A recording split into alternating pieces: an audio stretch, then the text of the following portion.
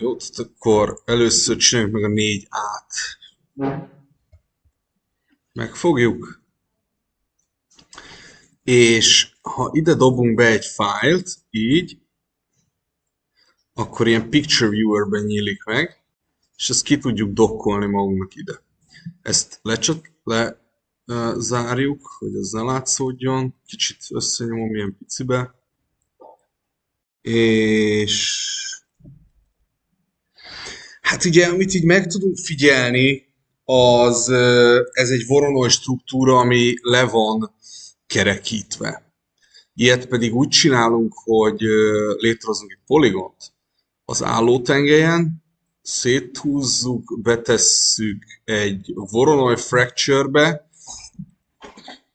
a source-t egy kicsit növeljük, így, és hát esetleg összehúzhatjuk egy FFD-vel, hogy így meglegyen benne egy ilyen központi erő, ami ugye így középre húzza, de azt is csinálhatjuk, hogy van ilyen sorting,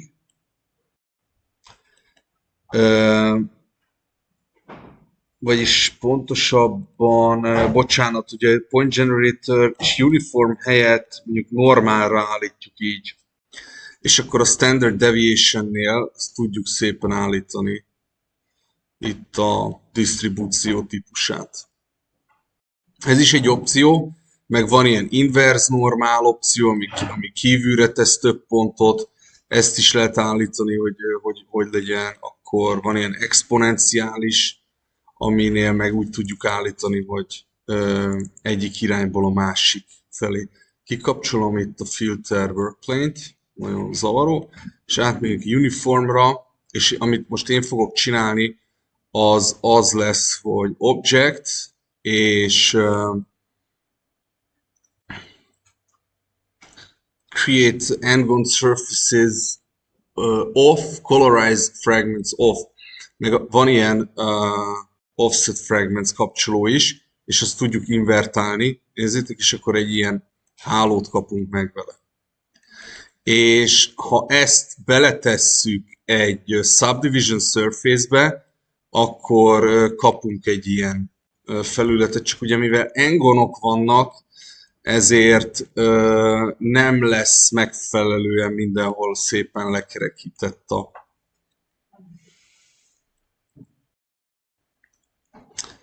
ez a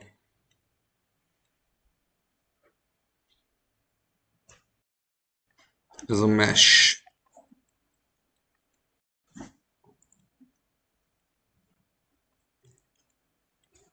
De alapból valami ilyesmi, és akkor adhatunk neki vastagságot is, már vagy a subdivision surface-nek, vagy a Voronoi meshnek, azt csináljuk plot surface-szel, például subdivision 0, faktor 0, és akkor legyen mondjuk így. Természetesen ezt a vastagságot is megváltoztathatjuk, mert ugye itt van egy ilyen homorú hatása is, ez CO Display Borrowed Shading, így, és akkor csináljuk a következőt, mondjuk tegyük be a Voronoi Fracture-t tegyük be egy Connect Objectbe, kapcsoljuk ki a weldet, ez nagyon fontos, nincs szükségünk weldre, Phone Break az manual legyen, és a Connect alá tegyünk be egy FFD-t, azt a Shift-et, hogyha lenyomva tartom, akkor automatikusan belekerül.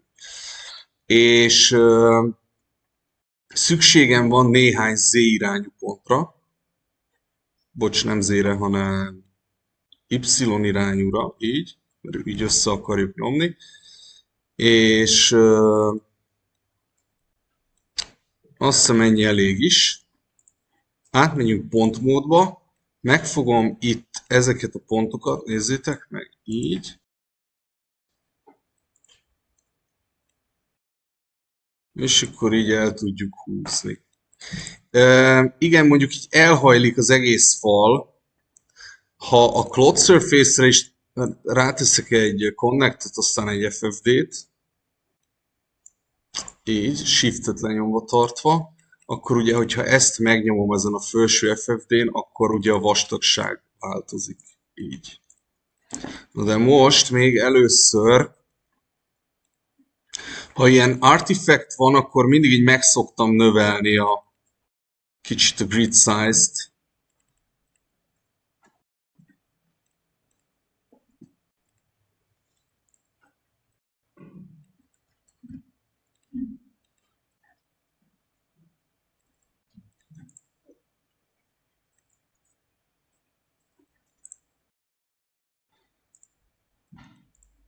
Vagy a végén tüntetem el, de most minden esetre ezt össze akarom nyomni őket. Ezt az FFD-t most el is tüntetem, nem kapcsolom ki, csak eltüntetem. Shiftet lenyomva tartva rákattintunk itt bocsánat, az Alt-ot lenyomva tartva rákattintunk itt a golyókra, és akkor ez, és akkor T-t lenyomom, az a Scale Tool, és így összenyomjuk.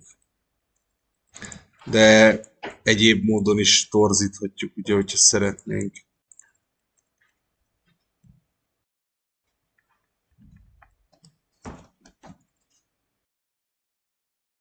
Jó, és utána esetleg játszhatunk még az offset értékkel.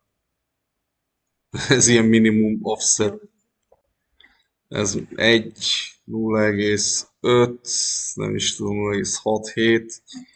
Ugye ez csak azért lehet, mert ugye az invertet bekapcsoltam. Ha nem, akkor az így néz ki. Illetve, hogy a source-nál a point amountot ennyire adtam, megadhatom kevesebbre is. És akkor változtathatunk a seeden, ez ugye a pontoknak a kiosztása. Ezt a high quality-t most így hirtelen nem is tudom,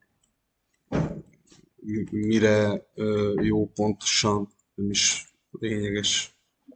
De ez a uniform felosztás, ez biztos, hogy jó. Jó, és akkor így nagyjából megkapjuk ezt a pókhálószerű.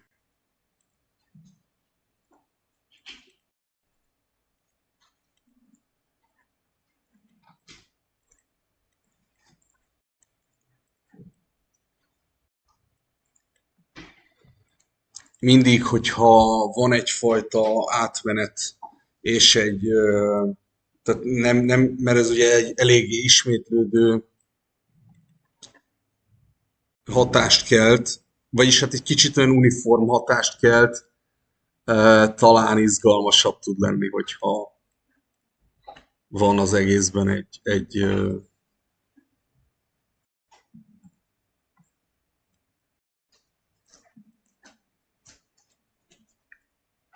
valamiféle mozgalmasság.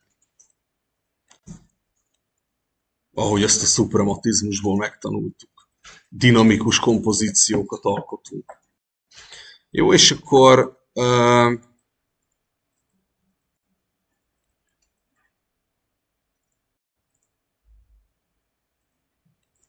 még csökkentek egy kicsit itt a darabszámon.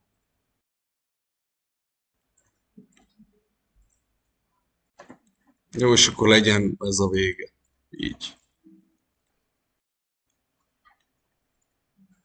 Nem olyan sűrű, mint a képen, de a származtatása az nagyjából ez. Ugye ez csak egy felület, jól meg kell gondolni, hogy ezt hogyan applikáljuk épületekbe, vagy hogyan tudjuk ezt igazán alkalmazni, nem csak ilyen rátételemként. Tehát ez a technika önmagában érdekes, de nem feltétlenül működőképes, hogyha azt vesszük alapul, hogy ennek be kell valahogyan integrálnunk egy dizájnba. Jó, úgyhogy ez így ennyi.